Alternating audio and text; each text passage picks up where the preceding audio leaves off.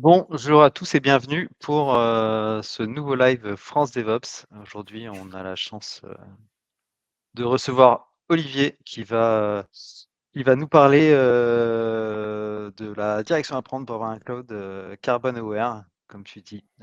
Olivier qui travaille activement sur le développement d'une plateforme, une plateforme carbonifère, ça. C'est ça. Euh, Est-ce que tout le monde m'entend bien déjà? J'ai oublié de poser la question. C'est une très bonne question. Je sais qu'on a toujours un peu de décalage entre la diffusion de la vidéo sur LinkedIn et les retours. Je vois qu'il est écrit, on l'entend. Super, impeccable. Merci beaucoup. Écoute, Olivier, je te laisse la parole. N'hésitez pas Ok. à poser vos questions dans le chat et on prendra un temps à la fin pour y répondre. Donc, salut tout le monde. Donc, je m'appelle Olivier Berler et comme Thomas l'a dit, je vais vous parler un peu de la poussière sous le tapis et comment y remédier. Donc, voilà. Donc, notre présentation s'appelle Vers un cloud carbon aware. Donc, elle fait un peu suite, elle va faire un peu miroir à la présentation de Mathieu. Alors, je suis désolé pour le screenshot qui s'est passé au très mauvais moment, mais grosso modo, on va s'intéresser plus ce qui est à droite, plus ce qui est du côté de la partie Ops du cycle DevOps, même si ce dont je vais parler a un impact quasiment partout sur tout le cycle DevOps. Donc, petite présentation, je m'appelle Olivier Bierler, je suis normalement développeur chez Elastic, mais j'ai pris un petit temps pour moi pour travailler sur un projet qui s'appelle Carbonifer, qui se voudra être une plateforme de mesure et de réduction des émissions des infrastructures cloud. Donc ça, c'est une phrase que j'entends assez souvent, c'est voilà, j'ai toute mon infra dans le cloud, donc du coup, j'émets pas de CO2. Effectivement, c'est vrai, tout ce qu'on met dans le cloud disparaît, c'est magique, c'est le cloud. Mais en fait, voilà, c'est faux. Le cloud, c'est principalement des serveurs qui utilisent de l'électricité, et cette électricité, elle est bien produite d'une certaine façon. En France, on a la chance ou la malchance, selon le point de vue, d'avoir des centrales nucléaires et de l'hydraulique, mais c'est pas forcément le cas dans d'autres pays. Et on va voir ça tout à l'heure, comment on peut améliorer ça. Donc d'abord, je vais parler un petit peu chiffres, pour parler de l'étendue du problème. Donc on estime que 20 à 25% de l'électricité utilisée par le secteur numérique est directement utilisée par les data centers, par le cloud, de manière plus générique. Ça correspond à peu près à 1,3% de l'électricité mondiale. Et quand on regarde les prévisions, on s'attend à ce que ça monte à beaucoup plus et que ça prenne un tiers des émissions, de l'électricité utilisée par le secteur du digital d'ici 2030. Et le secteur du digital devrait représenter 20% de la demande d'électricité mondiale, ce qui est quand même assez énorme. Et ça, c'est si on suit les tendances actuelles. Donc en termes de CO2, on estime que le cloud émet 330 mégatonnes de CO2, qui correspond à peu près aux émissions de pays tels que le Royaume-Uni ou la France ou l'Australie. Donc en gros, le cloud, disons-le clairement, c'est un autre pays. Et on pense que le cloud a déjà dépassé les émissions de l'aviation civile. Donc grosso modo, on s'inquiète déjà beaucoup de savoir si on prend trop l'avion, est-ce qu'il ne faudrait pas prendre moins l'avion, est-ce qu'il ne faudrait pas mettre de l'hydrogène dans l'avion, etc., etc. Mais en fait, le cloud a normalement déjà dépassé, les data centers ont déjà dépassé l'aviation civile, et on s'attend à ce que ce chiffre explose dans les années qui viennent. Et bien sûr, ces chiffres sont parus avant l'émergence des IA qu'on connaît à l'heure actuelle. Donc on imagine très bien que ça va s'amplifier encore plus. Donc pourquoi c'est inquiétant du point de vue d'une entreprise? C'est qu'il y a beaucoup de lois et de directives qui vont aller dans le sens de la mesure, voire même de la réduction. C'est aussi un bon moyen donc de montrer qu'on réduit son empreinte sur le cloud, de pouvoir attirer des fonds ESG. Hein, les entreprises, les startups ont besoin de se financer. Il y a beaucoup de fonds qui se veulent des fonds verts, entre guillemets, et qui vont investir principalement dans des entreprises qui montrent qu'ils sont durables, etc., etc. C'est aussi un excellent moyen de retenir et de recruter du personnel. À l'heure actuelle, en informatique, on le sait tous, il y a toujours un gros turnover et pour retenir les gens et les attirer dans les entreprises, c'est assez sympa et c'est un bon outil de leur montrer qu'on a des projets sustainable. C'est aussi très bon pour retenir les clients et évidemment, de temps en temps, ça peut aller jusque la réduction de coûts. Donc, en termes de avant de rentrer dans le dur, je vais parler un petit peu de ce qu'on entend en termes de scope. Donc en gros, quel est le périmètre, dans lequel pour lequel on mesure le CO2? Là, j'ai pris un contre-exemple, que Mozilla avait fait, mais qui est assez parlant. En gros, c'est où on s'arrête. C'est-à-dire, on imagine très bien que si on a, un data center, dans son entreprise et que ce data center utilise de l'électricité, c'est assez simple d'imaginer que cette électricité, on peut la convertir en CO2 et on peut avoir son empreinte qu'on va comptabiliser. Par contre, qu'en est-il de l'usage des outils que font les utilisateurs? Donc, par exemple, Mozilla a fait cet exercice, il a montré que 98% de ces émissions viennent essentiellement de l'usage de leurs outils, à savoir Firefox pour Mozilla. Et si on regarde un petit peu, hop, j'ai passé un petit peu vite, et donc du coup, voilà, l'idée est de savoir où on s'arrête. Il y a certaines personnes qui ont même émis que, par exemple, les développeurs qui utilisent Spotify ou Deezer pour se concentrer et développer correctement, leur compte Spotify et Deezer devrait, leur CO2 émis par leur compte Spotify et Deezer devrait être pris en compte dans les émissions de CO2 de leur entreprise. Alors bien sûr, je pense qu'on va très loin quand on réfléchit comme ça, mais en gros, quelle est la limite où on s'arrête? Donc du coup, il y a une normalisation qui est en cours d'être mise en œuvre qui parle de scope 1, 2 et 3. Donc le scope 1, c'est les émissions directes, directement, le fuel, le gaz qu'on brûle directement. Le scope 2, c'est grosso modo la facture d'électricité ou de gaz qu'on a auprès d'EDF ou d'autres. Et le scope 3, c'est les émissions qui sont dues à la chaîne de valeur. Donc, par exemple, ça va être les émissions dues au voyage d'affaires, dues à l'achat de serveurs et aussi dues aux achats de services, dont les services cloud. Donc, par exemple, si on opère un cloud privé, ben, il y aura une partie des émissions qui sont comptabilisées dans le scope 2, à savoir les émissions qui viennent de l'électricité utilisée par ce cloud privé, et une partie sera considérée comme du scope 3, qui est l'achat des serveurs, c'est-à-dire les émissions qui sont dues à la production de ce serveur et sa livraison. Par contre, si on est un utilisateur d'un public cloud, donc AWS, GCP, j'en passe, tout est considéré comme le scope 3, parce que du point de vue de la législation, c'est considéré comme un achat de service. Et bien sûr, c'est un cloud hybride, on a un petit peu des deux. Donc si on revient à l'exemple de Mozilla, donc du coup, on voit très bien que c'est leur scope 3. Alors ici, c'est exprimé pas en mégatonnes, mais en métric tonnes. C'est terminologie nord-américaine. Donc on voit très bien que leur scope 3 est monstrueux, qui correspond à 98% de leurs émissions, parce qu'ils incluent l'usage de leurs produits, donc c'est ce qu'on voit en bas à droite, alors que le cloud correspond à peu près à 5000 tonnes d'équivalent CO2 pour Mozilla. Donc, quelles sont les directives et les lois qui sont en train d'être mises en place? Il y a la très célèbre maintenant CSRD, donc, qui est mise en place par l'Union européenne et qui force les compagnies cotées en bourse et les entreprises vers 2026, les plus petites entreprises vers 2026, de comptabiliser leur scope 1 et 2 et une partie de leur scope 3. Alors malheureusement, il n'y a pas de définition sur ce qu'on met dans le scope 3, c'est un peu chaque entreprise qui le fait par rapport au bon sens. Grosso modo, si on s'appelle Netflix, forcément, on a bien envie de mettre les data centers dans scope 3 parce qu'on imagine très bien que ça correspond au gros de leurs émissions. Par contre, si on est une autre entreprise et que notre seul cloud, c'est notre compte Gmail ou Google Drive, du coup, les gens ont un peu de mal à l'inclure dans le scope 3. Et aussi SFRD, donc, qui va parler plus aux entreprises qui vont financer d'autres entreprises. Et donc, du coup, les entreprises qui le financent tombent dans leur scope 3 et il y a à peu près l'équivalent aux États-Unis. Donc, on entend parfois parler, je vais faire peut-être une petite pause à ce niveau-là, pour mettre un petit sondage. Est-ce qu'il y a certaines personnes qui savent quelle est l'empreinte CO2 de son infrastructure cloud? Donc, un petit QR code à scanner pour pouvoir répondre à ce sondage si vous voulez bien. Donc, en gros, quels sont, voilà, si vous connaissez l'empreinte CO2 du cloud dans l'entreprise pour laquelle travaillez, vous pouvez mettre aucune idée si vous l'avez pas. J'espère que le lien fonctionne. Alors, je vais pas tester, mais voir si je rafraîchis. Ouais, voilà, hop, je vais remettre. Pour l'instant, on n'a aucune idée. Je vais laisser encore quelques secondes.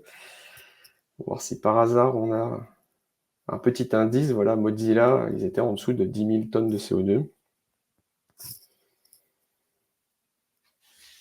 Voilà, je vais arrêter là pour le moment. Pour répondre à une deuxième question qui est si j'ai besoin de réduire les coûts, à ce moment-là, on peut imaginer que cette réduction de coûts va se concrétiser aussi par une réduction de l'empreinte CO2 de mon infrastructure. Parce que évidemment, on imagine bien que AWS nous charge par rapport à l'électricité, par rapport à leurs coûts. Et donc forcément, un service qui va être peu coûteux, ça va être un service qui intuitivement, on imagine, utilise peu d'électricité, et donc du coup, va avoir un impact en termes de CO2 qui va être plus faible. Alors, bien sûr, si j'ai mis cette question, c'est que c'est un peu plus compliqué que ça. C'est encore un petit peu de temps pour répondre. Alors, j'aime beaucoup qu'il y a beaucoup de « ça dépend ». En effet, je dirais c'est plutôt « ça dépend » et voire même c'est plutôt faux dans beaucoup de cas, et je vais en parler tout à l'heure. Je vais laisser le sondage agir en attendant. Donc, avant de revenir là-dessus, j'aimerais bien mettre au point certaines terminologies. Donc, on parle par exemple de compensation CO2. Donc, grosso modo, quand une entreprise dit qu'elle va compenser, qu'elle va faire de l'offset de CO2, c'est principalement planter des arbres, pour faire simple, ou financer des projets qui consistent à la fin à planter des arbres. Il y a aussi des projets intéressants de capture de CO2, mais pour l'instant, ils ne sont pas encore trop répandus. Mais quand une entreprise dit, voilà, on compense le CO2, c'est principalement on plante des arbres. Voilà.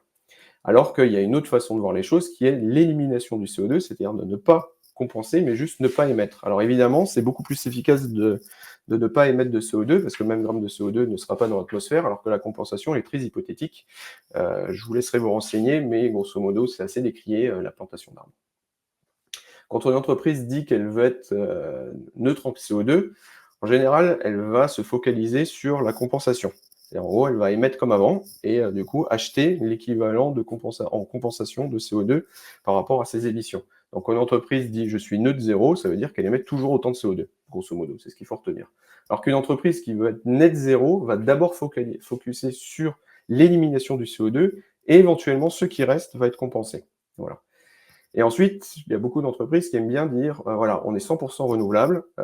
Qu'est-ce qu'on entend par 100% renouvelable? On est sûr que 100% de l'électricité toute la journée provient d'électricité renouvelable, ou alors que c'est ce qu'on appelle match buy, ou alors que ça correspond à l'énergie renouvelable qu'on a achetée ou dans laquelle on a investi. Pour donner un simple exemple, si par exemple on a investi dans des panneaux solaires, qu'on met sur le toit de son entreprise, et nos panneaux solaires permettent de pouvoir générer 2 fois plus d'électricité qu'on a besoin sur 24 heures. Du coup, on dit, bah, on est bien, on est 100% renouvelable, on est même quasiment négative dans ce cas-là. Mais pour autant, la nuit, il n'y a pas de soleil, et donc du coup, forcément, la nuit, on achète l'électricité sur le marché. Donc en gros, on a une petite incohérence sur le terme 100% renouvelable. Voilà. Donc comment on peut mesurer l'infrastructure de son cloud? Alors, comment ça marche un cloud? C'est assez simple. Grosso modo, quand on a une infrastructure cloud, donc quand on a un compte chez AWS, GCP, Azure, voire même OVH, Scaleway et j'en passe, on a à peu près, on peut considérer qu'on est locataire d'un petit bout d'un serveur par le biais d'une machine virtuelle, par le biais d'un container Docker, d'une infrastructure Kubernetes, etc., etc. On va occuper une petite partie de ces serveurs qui sont publics. C'est ce qu'on appelle des VM, on appelle des computes chez GCP, des machines EC2 chez Amazon, et voilà. Et donc du coup, tout ça tourne sur des serveurs, et ces serveurs utilisent de l'électricité qui est prise sur le réseau, qui vient de différentes sources, tout ça est mélangé, et une partie de cette électricité va être utilisée pour tout simplement refroidir les serveurs et le bâtiment, et bien sûr, paradoxalement, chauffer les bureaux administratifs. Et voilà, donc il y a une petite perte d'électricité, et un data center, on va pouvoir juger de son efficacité sur ce point de vue-là, avec une mesure qu'on appelle le PUE, qui s'appelle le Power Usage Effectiveness, qui est grosso modo pour 1 kWh qu'on va avoir besoin pour faire tourner un serveur, de combien de kilowattheures on va avoir besoin d'injecter dans le data center. Par exemple, on peut avoir des PUE qui sont de 1,5, c'est-à-dire qu'il faut 1,5 kWh pour à la fin avoir 1 kWh de disponible pour les GPU, les RAM, etc. Donc, pour pouvoir calculer à peu près de la même façon, il y a une norme ISO qui est apparue sous l'impulsion de la Green Software Foundation qui s'appelle la SCI. Donc, c'est Software Carbon Intensity. Donc, l'idée, c'est de pouvoir mesurer à peu près de la même façon. Donc, on voit ici le E qui correspond à l'énergie utilisée par son software, mais on peut l'étendre aussi par sa machine virtuelle, parce qu'une machine virtuelle, c'est du software. On le multiplie par l'intensité énergétique de l'électricité qui est utilisée par le data center.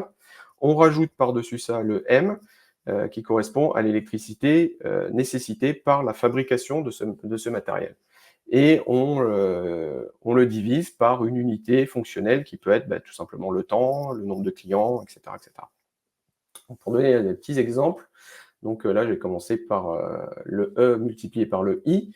Donc, si on a une machine M4 large, donc une machine virtuelle M4 large, chez AWS, avec 2 CPU et 8 Go de RAM, et qu'on l'utilise à peu près à 50% de sa puissance, on peut estimer, alors je rentre pas dans le calcul, mais on peut estimer que ça correspond à 10 watts par heure.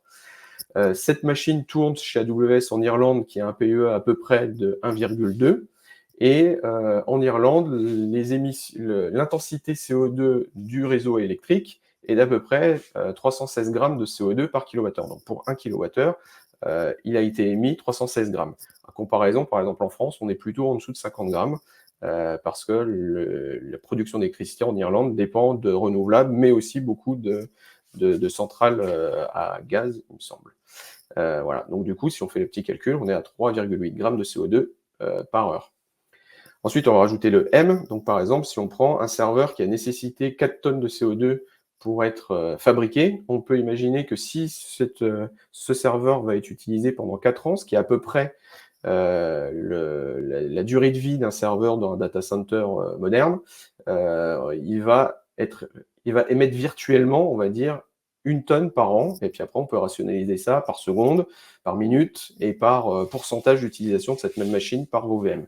Voilà, donc on peut imaginer ça un petit peu comme un petit ratio. On va prendre une part, si on utilise une VM, on va prendre une part des coûts de fabrication, de livraison et de recyclage de ce data center, de cette machine. Voilà, donc on voit très bien qu'une bonne façon pour les data centers de baisser le M, donc ce qu'on appelle l'embodied emission, c'est bien sûr de prolonger la durée de vie d'un serveur et de mettre un maximum de choses dessus.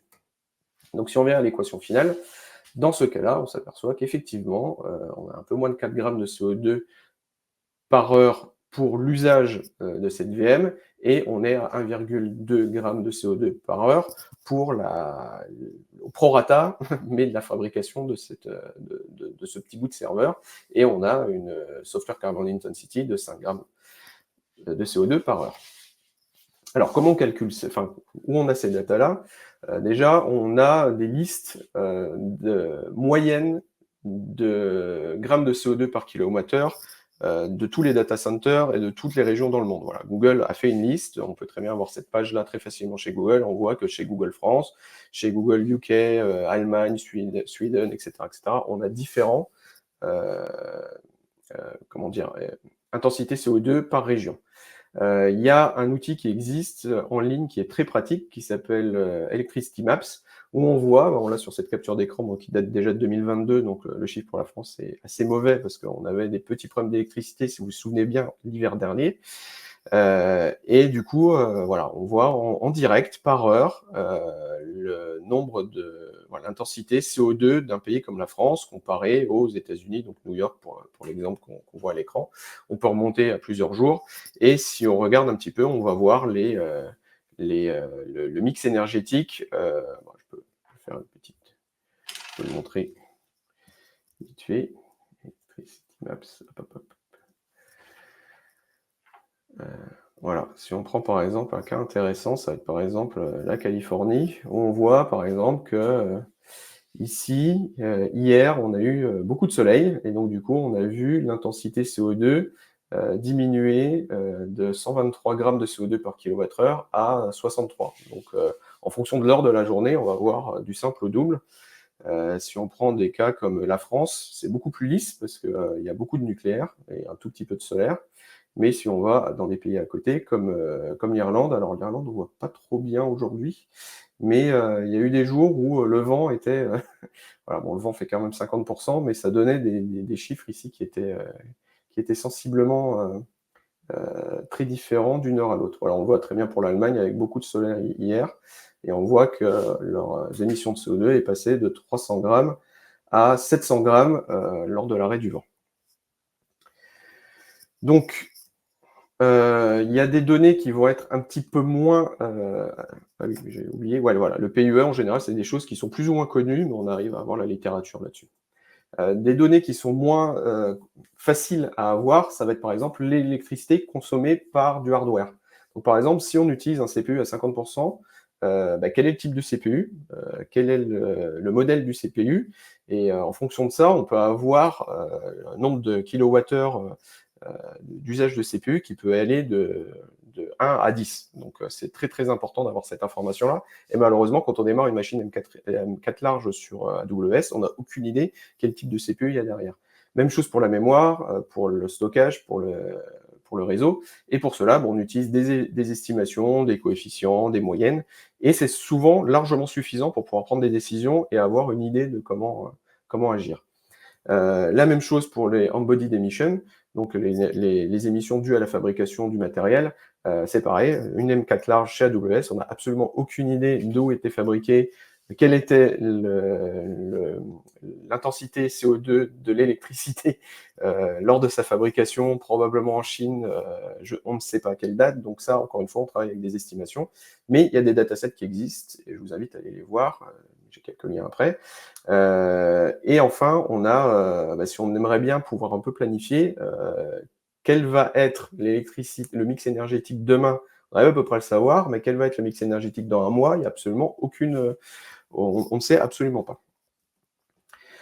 Donc, alors il y a des outils qui nous aident à mesurer. Donc, par exemple, tous les cloud providers, donc AWS, Google Cloud et Azure, ont des dashboards qui nous permettent de voir, alors absolument pas en direct pour le coup, avec quelques mois de retard parfois pour AWS, quelles sont les émissions d'une infrastructure. Alors, ils sont assez limités, ces outils. On voit très bien qu'on ne peut pas trop descendre en dessous d'avoir ces émissions par service, par zone géographique. On aimerait bien aller un petit peu plus loin, mais ces outils ont le mérite d'exister et d'être déjà accessibles dans les espaces de facturation de ces différents cloud providers.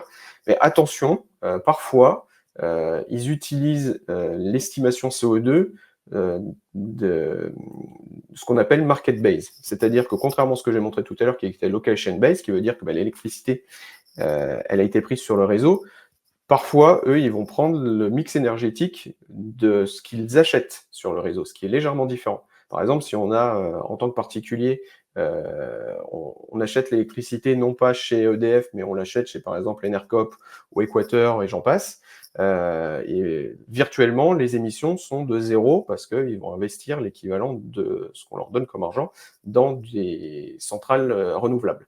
Par contre, si ce soir, j'ai envie d'utiliser mon lave-vaisselle, l'électricité viendra quand même du réseau et ne va absolument pas utiliser les panneaux solaires. Donc du coup, elle viendra peut-être de la centrale de Cordemais pour Nantes, qui c'est une centrale à charbon qui est démarrable assez rapidement. Donc voilà, tout ça, c'est assez hypothétique. Donc c'est pour ça que moi, j'aime pas trop qu'on parle de market base, parce qu'au final, c'est pas forcément la réalité, mais d'un autre côté, c'est bien de le mentionner, parce que c'est là où les investissements et les efforts sont faits quand même. Un autre outil open source qui fait à peu près l'équivalent, avec une meilleure granularité, je trouve, s'appelle Cloud Carbon Footprint. C'est un outil open source qui a été sponsorisé par ThoughtWorks, et grosso modo, il permet de lire les factures AWS, GCP, Azure, Alibaba, et j'en passe. Et ils utilisent des ratios, donc ils vont considérer que voilà, on utilise à peu près 50% du CPU, mais c'est des choses qui sont, je crois, modifiables. D'autres outils, donc Climatic, c'est une API commerciale avec bien sûr un usage gratuit Cette API permet d'avoir une estimation de CO2 sur plusieurs facteurs, par exemple le cloud ou n'importe quel autre domaine, le fret, le transport, etc., etc. Mais si on se focalise sur le cloud, là j'ai un petit exemple où on demande, voilà, j'ai une instance H8 sur la région UK pour Azure pendant 24 heures, et il est capable de calculer, pendant ces 24 heures, ça a émis 0,74 kg de CO2. Voilà, donc cet outil est très pratique. À peu près la même chose, on va dire, avec quelque chose qui est plus open source, qui a été créé par Boa Vista.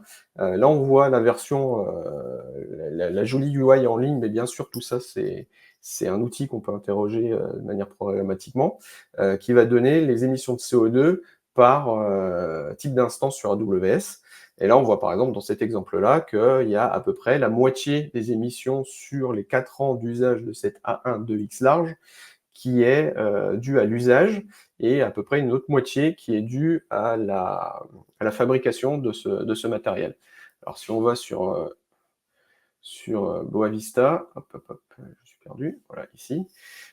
Si on prend voilà, cette machine-là et qu'on la localise en Allemagne, voilà, on voit que c'est à peu près similaire. Donc on voit qu'on a 60 en termes d'usage et 28 en termes de manufacturing. Mais si on la change et on la met en France, voilà, on voit que l'usage tombe énormément, et du coup la part du coût de fabrication de ce matériel augmente énormément, parce qu'en France, encore une fois, on est tout nucléaire et hydroélectricité. Donc forcément, ça a un impact comparé à l'Allemagne qui est tout, qui utilise encore énormément de charbon. Il y a d'autres outils qui sont en train d'être mis en place par Boa Vista, notamment Cloud Scanner, qui fait à peu près ce qu'on parlait tout à l'heure, à savoir regarder les émissions d'une infrastructure cloud qu'on aura démarré chez les cloud providers habituels. Un autre outil qui est très sympathique, c'est Scaphandre, donc qui est fait par une entreprise qui s'appelle Hublot, française, qui est aussi open source et qui permet d'essayer de monitorer en temps réel la consommation des CPU. Alors ça ne fait pas l'estimation de CO2, et du coup, c'est difficilement applicable sur le cloud parce qu'on mesure directement sur les serveurs. Donc, du coup, quand on a des VM, des containers, du Kubernetes, on ne peut plus utiliser cet outil. Mais par exemple, si on a directement des serveurs et qu'on opère ces serveurs, il y a cet outil qui est super intéressant pour pouvoir avoir la consommation de notre machine. Et donc, du coup, avec les outils que j'ai montrés tout à l'heure, on pourra en déduire les émissions par heure, par minute, etc., etc. Et bien sûr, le petit outil, voilà, dans le cadre de mon projet d'entreprise, j'ai développé déjà ce petit outil qui est un outil open source qui permet de lire un projet Terraform et de pouvoir faire les estimations. Donc, grosso modo, dans cet exemple, si on a une machine E2 standard 2 en Allemagne et qu'on a envie de la déployer, cet outil pourra dire que ça va émettre 0,56 g de CO2 par heure. Alors uniquement en usage et pas en body d'énergie, mais c'est déjà ça. On va faire un petit exemple vite fait. C'est l'exemple de tout à l'heure. Voilà, donc si on a chez AWS en Allemagne 10 machines M4X large et qu'on utilise cet outil-là, si tout fonctionne bien, il devrait nous donner... Allez, on y arrive. Il devrait nous donner 600 kg de CO2 par an. Alors 600 kg, c'est assez pratique parce que c'est un tout petit peu moins qu'un aller vers New York en avion, donc ça donne à peu près un sens des proportions. Donc 600. Si par contre on décide de migrer chez AWS Paris,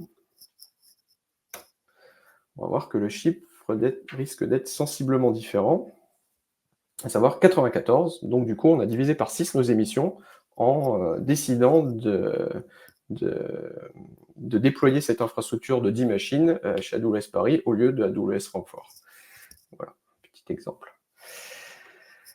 Il y a aussi l'existence de la Green Software Foundation, donc qui est une fondation internationale dans laquelle il y a des grands noms comme Intel, AMD, etc., qui sont dedans, et ils financent énormément de projets et de produits, notamment l'Impact Framework,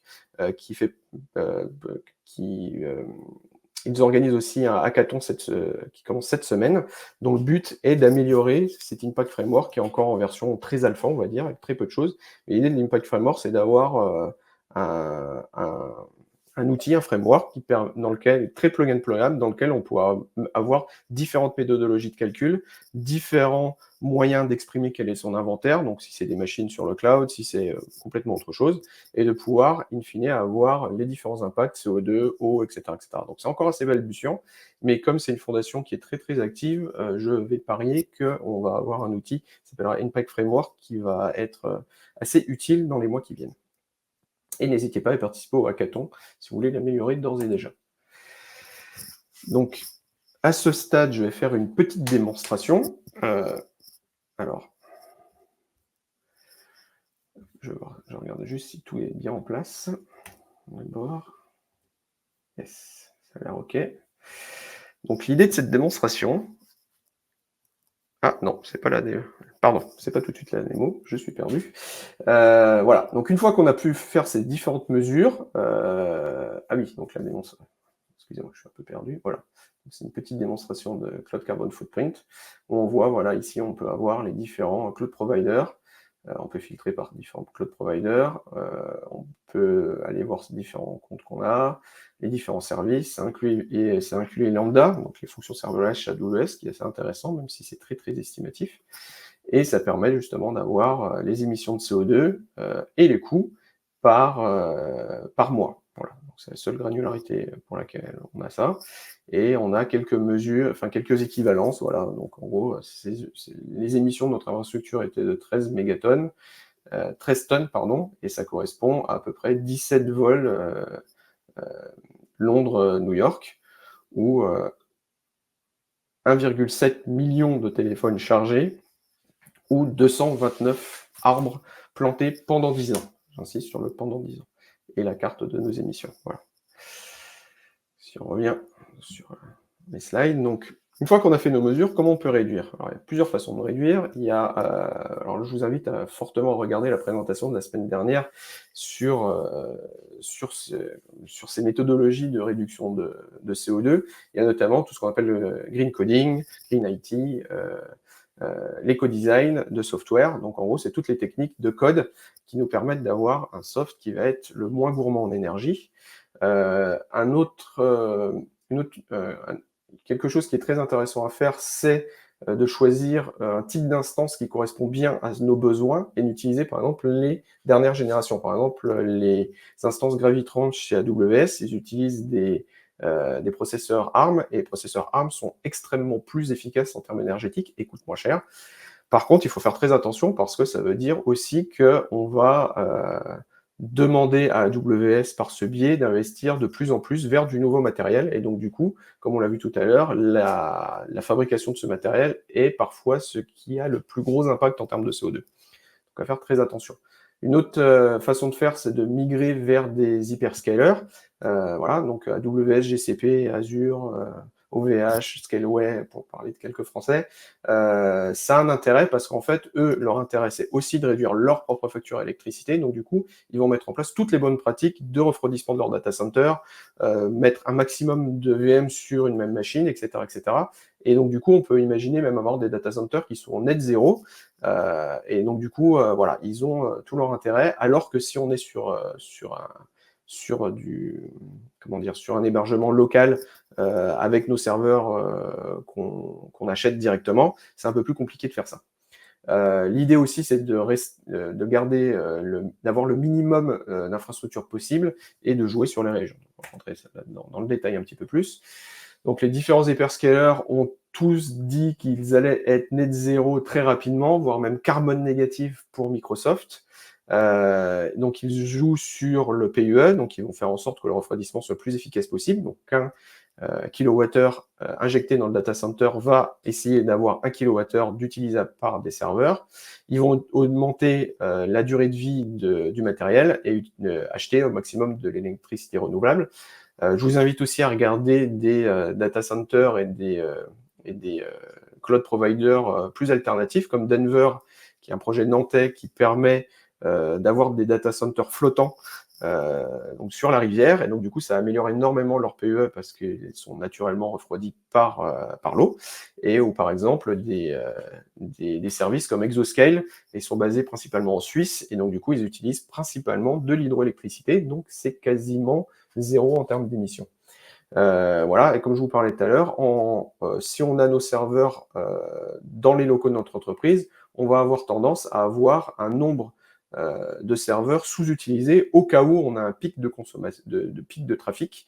Par exemple, 2 heures dans la soirée, on va avoir, ben voilà, en l'occurrence 5 machines qui vont être sous-utilisées juste au cas où. Alors que si on est sur le cloud, on va pouvoir jouer avec les autoscaling, etc., et avoir juste le nombre de serveurs utilisés au maximum. Et ça, c'est intéressant.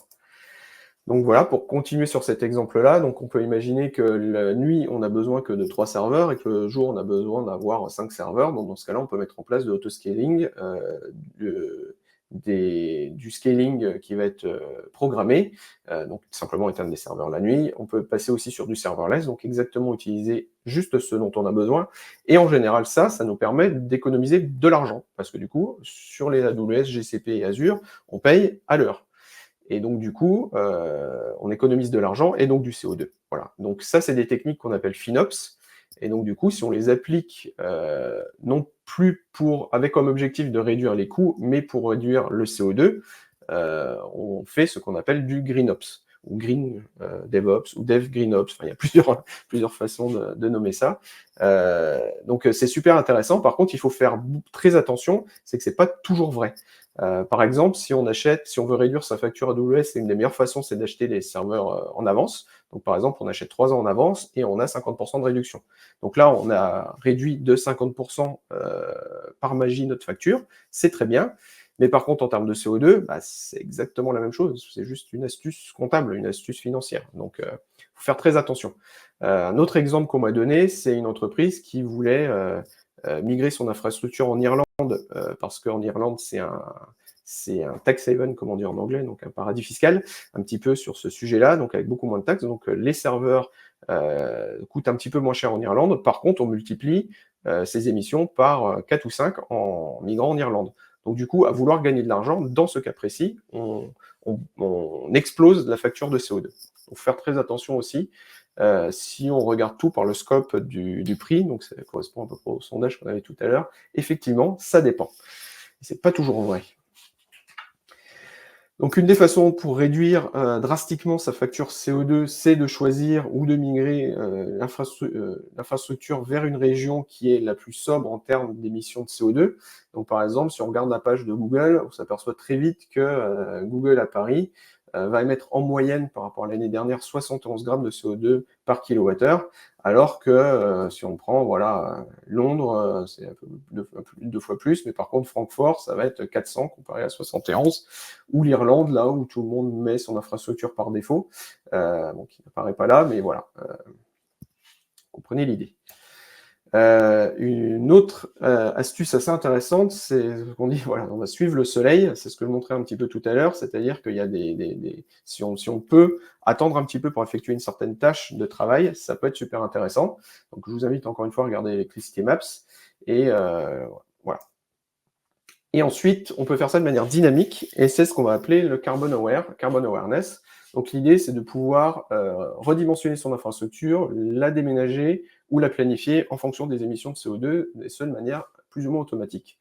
Donc il y a 3 techniques. La première, c'est le temporal shifting. Donc c'est ce que j'expliquais tout à l'heure. Ça va être attendre que les émissions de CO2 de l'électricité descendent. Donc par exemple, attendre si on voit que la météo, on veut faire tourner une tâche, par exemple, de machine learning au milieu de la nuit, on pourra attendre le lendemain matin pour avoir le soleil et qui va faire drastiquement baisser les émissions de cette tâche. Ça peut être super intéressant. Alors évidemment, ça ne peut pas s'appliquer si on fait des tâches synchrones, donc si on a un site et qu'on sert des données. Par contre, si on veut faire de processing de vidéo, entraînement de modèles d'IA, indexer les bases de données, etc., ça peut être très intéressant.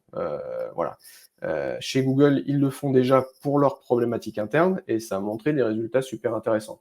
Encore une fois, si je montre Electricity Maps sur des pays comme l'Allemagne, voilà, effectivement, si on avait une tâche de machine learning, est-ce qu'il faut le faire maintenant, à savoir à 6h hier soir, à 18h hier soir, à la fin de la journée, ou est-ce qu'il n'aurait pas fallu attendre 9h du matin le lendemain, où on a divisé par 2 les émissions de CO2. Enfin, c'est assez clair comme réponse.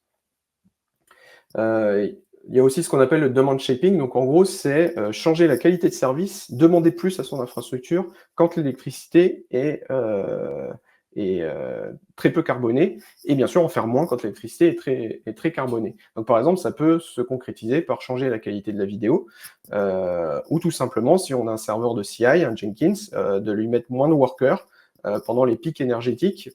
Donc, ça va se concrétiser par des builds qui vont se faire de manière un peu plus lente, mais c'est pour le bien de tous.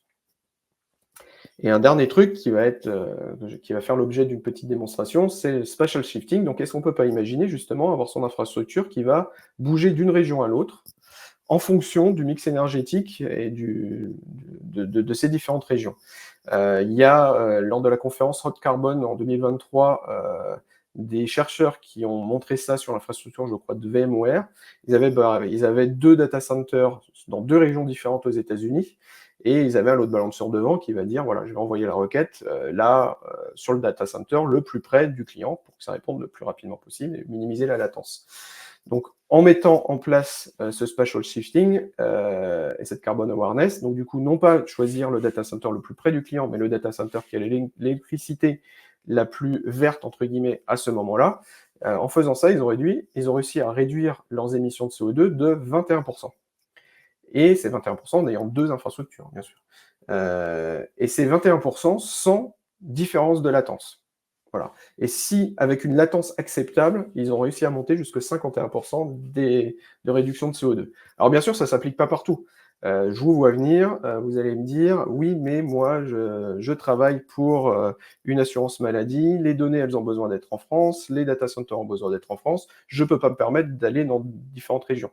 C'est vrai, mais néanmoins, il y a d'autres situations, il y a d'autres entreprises, il y a d'autres cas de figure dans lesquels c'est absolument possible, notamment en Europe. On peut jouer, comme je vous montrais tout à l'heure, avec les différents data centers partout en Europe. On peut imaginer qu'on a besoin d'être en Allemagne pour être près de ses clients, mais que lors des pics énergétiques, on vienne temporairement en France pour essayer de réduire les émissions de CO2, notamment par exemple la nuit ou des choses comme ça, où il y a moins de clients. Il y a des tas et des tas de cas de figure possibles. Mais bien sûr, il faut faire attention à toutes les régulations, les souverainetés des données, etc. etc. Petite démonstration. Donc l'idée ici, c'est d'avoir, comme j'expliquais tout à l'heure, un data center avec 3 régions, donc une en Irlande, une en France, une en Allemagne, et avoir un load balancer qui va, du coup, dans mon exemple, prendre une région absolument au hasard ou l'envoyer sur la première, puis la deuxième, puis la troisième. Et ces 3 régions sont concrétisées par des auto-scaling groups, donc c'est des groupes de machines sur lesquels on va mettre un petit load balancer devant, qui va faire exactement la même chose, mais l'idée d'un auto-scaling group, c'est de pouvoir changer la taille de ce cluster, de ce groupe de machines. Voilà. Donc, on va leur associer ce que j'ai appelé un Carbon Aware Scaler, donc en gros, un outil qui va aller scruter une API qui va lui donner l'intensité énergétique de l'électricité dans la région dans laquelle sont ces différents auto-scaling groups, et de pouvoir regarder quelle est la région qui émet le moins de CO2. Donc dans cet exemple-là, c'est l'Irlande, avec 61 grammes. Alors, et donc du coup, de ne garder que le groupe qui correspond à la région Irlande et d'éteindre, de supprimer toutes les machines qui sont dans les zones groupes. Donc c'est l'objet de cette démo-là. Donc du coup, j'ai fait une petite UI pour qu'on voit un peu mieux et qu'on n'ait pas besoin d'aller chez AWS en l'occurrence pour voir les différentes machines. Donc on voit qu'effectivement, on est bien sur la zone EU West 1, qui n'est pas l'Irlande d'ailleurs, mais bon. Si, qui est l'Irlande, pardon, avec 2 machines. Et EU West 3, qui correspond à la France, il y a bien sûr 0 machine dans cet exemple fictif. Et donc du coup, si on essaye d'atteindre le load balancer, le load balancer nous dit bien systématiquement, ok, ça répond depuis l'Irlande, ça répond depuis l'Irlande. Très bien. Donc maintenant, je suis perdu. Maintenant, je vais aller dans ma petite API. Donc, c'est bien sûr pas l'API officielle, hein, c'est un petit mock pour pouvoir tester ça. Je regarde, j'ai effectivement, voilà, 61 pour l'Irlande et 150 pour la France. Donc, on va changer artificiellement. On va passer de 150 à 50 pour la France. Voilà, vérifie. Du coup, on s'aperçoit qu'effectivement, voilà, maintenant, c'est bien pris en compte. En France, on a bien 50 grammes de CO2 par kilowattheure. Donc, est-ce que ça a changé quelque chose? Pour l'instant, non, ça répond toujours l'Irlande, hein. Bien sûr, les serveurs, ils ne bougent pas de manière instantanée. Par contre, on voit voilà, que là, j'ai mis en vert, donc on voit très bien que la région EU-Ouest 1, qui correspond à la France, maintenant émet 50 grammes de CO2 par kilowattheure, et on commence à démarrer des machines sur cette région-là. Les machines en Irlande vont être amenées à disparaître quand les machines en France vont répondre. On va attendre un petit peu, mais ça va, on va attendre un petit peu, voilà. Donc du coup, qu'est-ce qu'on s'attend? Bon, là j'ai mis 31, mais vous avez l'idée. Qu'est-ce qu'on s'attend? C'est qu'on démarre des machines en France et qu'on éteint progressivement les machines en Irlande pour ne garder que les machines en France. On va voir si ça... C'est toujours pas terminé. Donc voilà. Attendre un petit peu. Je ne sais pas si vous avez... je peux commencer à prendre des questions à ce stade, si vous avez des questions.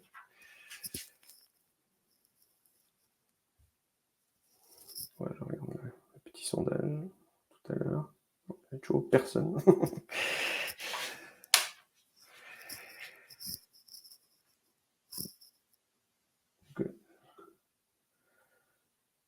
J'ai vu que, voilà, maintenant, toutes les machines sont en France. Et donc, si je recherche cette page, voilà, les jouets du direct. 2 minutes, voilà. Donc, voilà, c'est maintenant le data center de Paris qui répond au lieu de l'Irlande, parce qu'on a artificiellement décidé que le mix énergétique français devenait plus vertueux que le mix énergétique irlandais à cet instant T. Voilà, c'est la fin de la démo. Donc pour résumer, si on veut avoir une plateforme qui se veut être carbon aware, on commence par l'évident, à savoir on mesure. Ensuite, une fois qu'on a ces mesures d'usage, pourcentage de CPU, le nombre de machines, etc., on va estimer le kilowattheure. Ensuite, une fois qu'on a ce kilowattheure, on regarde le mix énergétique du pays et on peut estimer le nombre de grammes de CO2 par heure de cette infrastructure. Ensuite, on met tout ça dans des jolis dashboards pour pouvoir analyser. Et on vient avec des actions de réduction, planifier des tâches asynchrones en fonction du mix énergétique, etc., etc. Et si on peut, on va carrément sur le carbon awareness, à savoir d'avoir l'infrastructure, comme je viens de le montrer dans la démo, qui s'ajuste automatiquement en fonction du mix énergétique. Donc, je vous remercie de votre attention. Si vous avez des questions, c'est le moment. Je vous invite à... Merci beaucoup, Olivier. Voilà. Alors, en effet, là, sur StreamYard, on n'a pas de questions. Je vais aller faire un petit tour sur LinkedIn parce que les commentaires sont pas toujours remontés, mais n'hésitez pas, c'est le moment. Si vous voulez en poser, commentaires. Alors, si vous voulez avoir du contenu plutôt oral, il y a le podcast Environment Variable et Green.io que j'ai pas mis sur ces slides, mais qui sont tout aussi intéressants, qui permettent, voilà, en faisant son petit commuting pour aller au travail tous les jours, d'avoir plein d'informations sur le Green IT en général et le Green Software, etc., etc. Ah, on a une question. Existe-t-il des tableaux de bord scheduler pour des solutions cloud privées type OpenStack? Alors sur Kubernetes, je crois qu'il y a quelque chose qui s'appelle KubeGreen qui permet de faire ça. Malheureusement, voilà, c'est un peu une constante dans ce domaine-là, c'est qu'il existe encore très peu d'outils. Il y a beaucoup de choses qui sont faites à la main. Pour vous donner un exemple, j'ai discuté avec une équipe FinOps, pour un sujet qui est relativement similaire chez Canva, et du coup, ils sont 3 à plein temps à regarder tout ça, le FinOps et le CO2, et qui créent des outils à plein temps pour leurs besoins, parce qu'en fait, il y a très peu d'outils qui existent. Voilà, pour répondre à la question.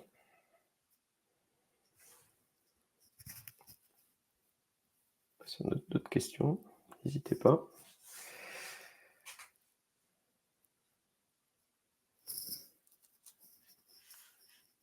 Alors effectivement, voilà, il y a un peu, c'est un peu le but de mon projet qui s'appelle Carbonifère, c'est d'essayer de pouvoir donner ces outils-là, aussi bien pour les clouds privés que pour les clouds publics. Une question, en tant que SRE, comment sensibiliser efficacement nos clients, aussi nos collègues au Green IT?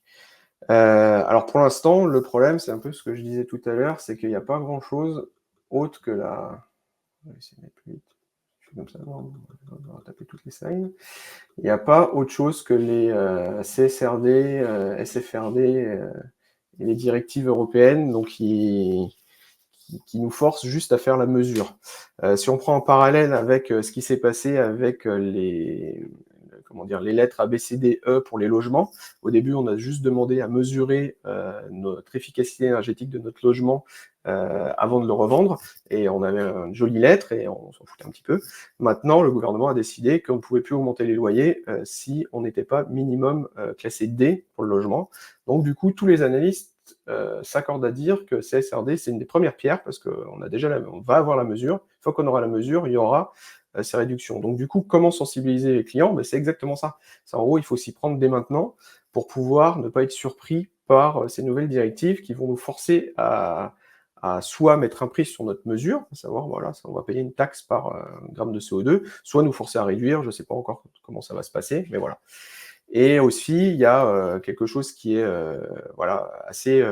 assez humain, c'est que tout ça, c'est pas directement montré aux clients, donc on a tendance à le mettre un petit peu sous le tapis. Maintenant, c'est bien aussi de le montrer aux clients, c'est bien de montrer qu'on fait des efforts. Notamment, j'ai vu une entreprise qui était assez avancée sur ce sujet-là, qui a réussi à avoir une efficacité énergétique par client, voire même par requête, et essayer de le faire par requête. Donc ça veut dire qu'on pourrait se fixer, au-delà de dire on a 10 tonnes de CO2 émis cette année, de dire ça représente tant par client. Et donc du coup, si on a un nombre de clients qui augmente, ce que je souhaite à toute entreprise, du coup, c'est de pas être triste de voir ses émissions de CO2 augmenter, ce qui est normal vu qu'on a plus de clients. Mais si on le rapporte à un nombre de clients, on peut voir qu'on s'engage à avoir une baisse.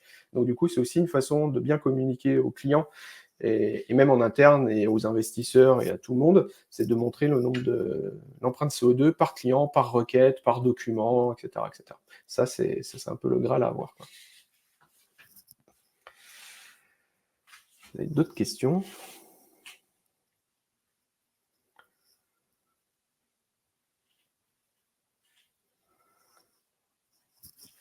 Deux questions en anglais de Hussein. Je vais essayer de le traduire. Donc parfois, le plus important, c'est le flops d'une tâche. Donc en gros, la rapidité d'exécution de ces différentes tâches, j'imagine.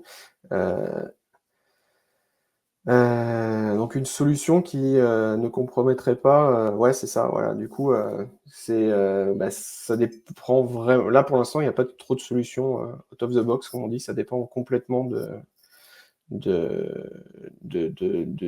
type de tâche qu'on essaye de faire. Si par exemple c'est une tâche qui est asynchrone, le fait de le faire dans un autre pays, elle sera exécutée quasiment en autant de temps. Par contre, si c'est une tâche qui est synchrone, effectivement, le faire dans la région la plus proche, en minimisant essayer de trouver la région qui minimise les émissions CO2 de son infrastructure. Sinon, ce que je parlais tout à l'heure, à savoir le demand shaping, c'est-à-dire réduire la qualité de service en fonction du mix énergétique. Alors, on peut garder effectivement la même rapidité d'exécution, mais c'est juste qu'on dit pendant ce laps de temps, je fais n'importe quoi, pendant ce laps de temps, ça va être encore après, ouais, c'est ici. Voilà, pendant ce laps de temps où l'électricité, on peut imaginer, voilà, ici, entre 6 heures et 8 heures, il y a un mix énergétique extrêmement mauvais, du coup, c'est pas grave, on va baisser la résolution. Et là, du coup, on ne change pas du tout la rapidité d'exécution. J'ai une autre question qui est le nom du deuxième podcast, donc c'est Green.io. Je vais essayer de mettre podcast. Voilà. Donc c'est quelqu'un qui s'appelle Gaël Douez qui fait un super podcast. En plus, tout est retranscrit. L'autre podcast de Green Software Foundation, c'est Environmental Variable. Et ce qui est cool aussi, c'est que tout est transcrit aussi. Mais ce qui est assez intéressant, c'est que le transcript, on peut le retrouver sur leur GitHub et l'éditer si besoin, et le commenter, faire des pull requests. Par exemple, si un intervenant a dit, voilà, tel truc c'était 5 et en fait c'est 500, peu importe, on peut faire des modifications. Et c'est assez intéressant, c'est une des premières fois que je vois ça sur un podcast. Donc voilà, l'autre... Donc Green.io, il est initié par un Français, mais tous les interviews sont faits en anglais. Voilà. Mais de manière générale, c'est assez compréhensible. Et puis en plus, comme on a le transcript, on peut très facilement le lire en même temps.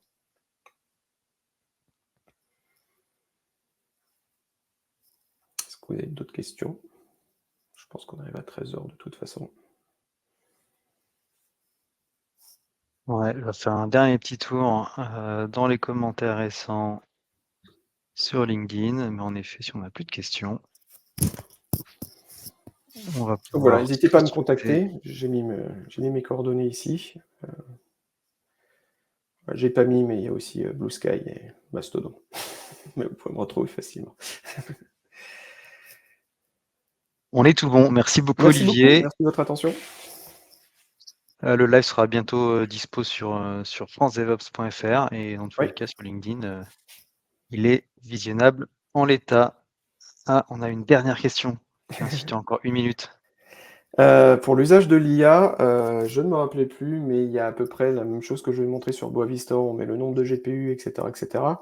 Mais pour l'instant, il n'y a rien de spécifique à l'IA. Malheureusement, c'est un peu l'IA est beaucoup trop récent pour ça. Enfin, beaucoup trop récent. L'IA popularisée tel qu'il existe maintenant est beaucoup trop récent pour avoir les outils et pour ça restait quelque chose de très recherche jusqu'à présent. Et voilà. Mais c'est ce à quoi on s'attelle. Tous les projets que j'ai cités, on s'attelle tous à ça, à l'IA en particulier, qui est des grosses problématiques à venir. Ça marche. Bon, Olivier, encore merci beaucoup. Merci beaucoup. Bon après-midi à tous. Salut. Merci, bon après-midi à tous.